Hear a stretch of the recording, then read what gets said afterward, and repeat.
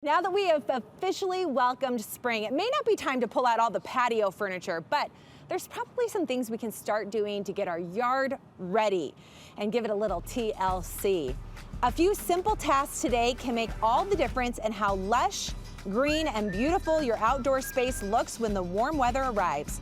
So today, we're sharing your ultimate spring yard checklist to get started on right now. Sustainable landscape expert Cynthia Bee joins me to share some tips to help us get ready.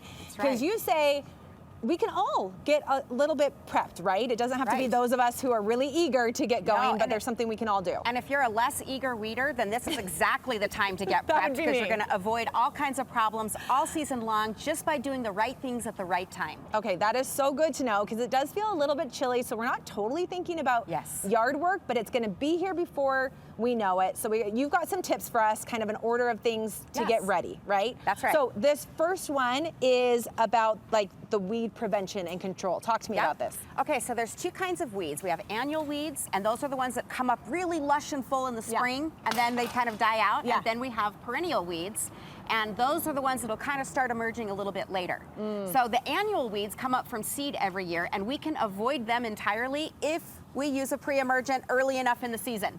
So tell me what a pre-emergent is. So a pre-emergent prevents seeds from germinating.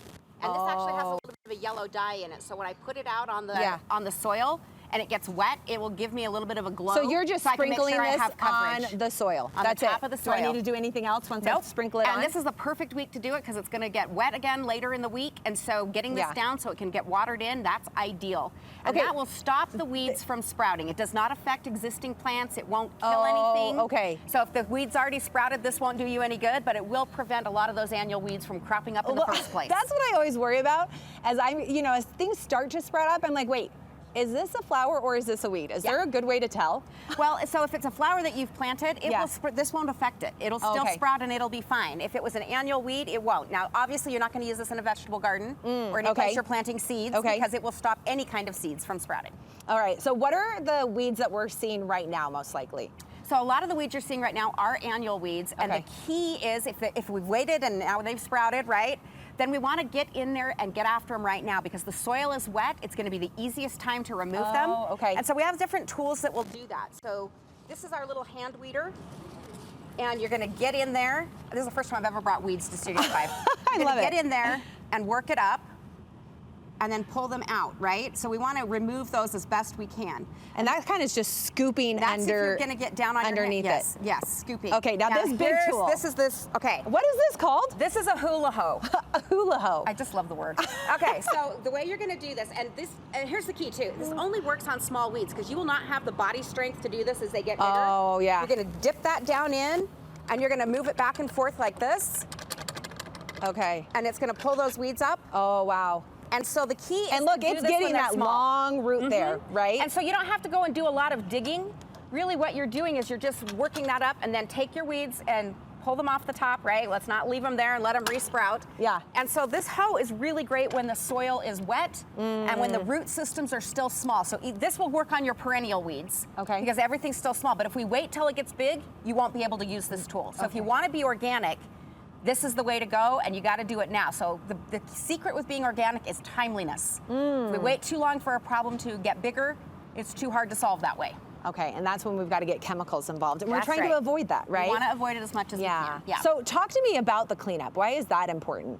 Well, we want to remove that debris, because it can get diseases, and it houses bugs and things like that. So, and like with these weeds, if I just pull this up, a lot of these weeds will just resprout again. Okay. So if I leave them in place, then they'll just resprout. So just use your, after you've hoed them up, then just use a rake and pull them out.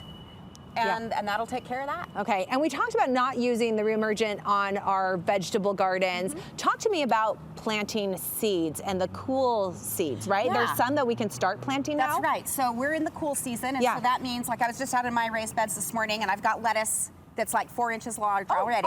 So I've already got some of my lettuce it was left over from last year, sprouting. Radishes, spinach.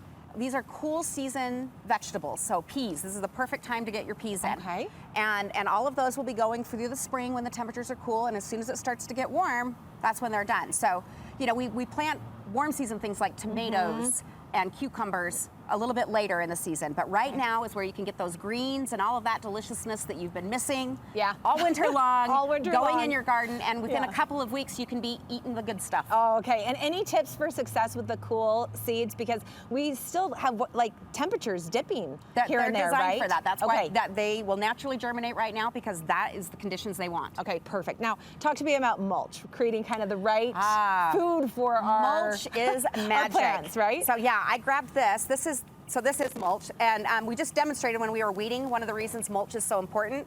Most people just do too light of a coat of mulch. We want to do 3 to 4 inches. Because when you do go to weed, things pull out more gently, right? Yeah. So I don't recommend weed barrier fabric. Instead, heavy coat of mulch, and then the weeds you do get come out more easily, but this also provides nutrients to the soil. It looks beautiful, and it keeps the moisture in the soil so that your plants will do a little bit better in our challenging climate and not have so much, of that moisture release when we don't want it. We want to keep that soil as, as wet as we can. Great tips. You have one more tip, and that's planning right now, pre-planning our projects that we want to do this summer, right? Right. So, 63% of the state's population live in areas where they can get up to $3 a square foot for changing out lawn to other things, vegetable gardens and planting beds and seating areas, things like that. So if you're thinking of doing a project, this is the time, because everyone will wait till May, and then there'll be a big long queue to get approved. And so you would go to slowtheflow.org is where you would get into the system to find out if you qualify to receive those rebates. And then let's get that project planned and submitted so that as soon as the weather breaks, you're ready to go. Oh my gosh, okay. And slowtheflow.org is where we go for that and for more information, right? Yep. Okay, thank you so much, Thank Cynthia. you. Appreciate you being here. Thank you.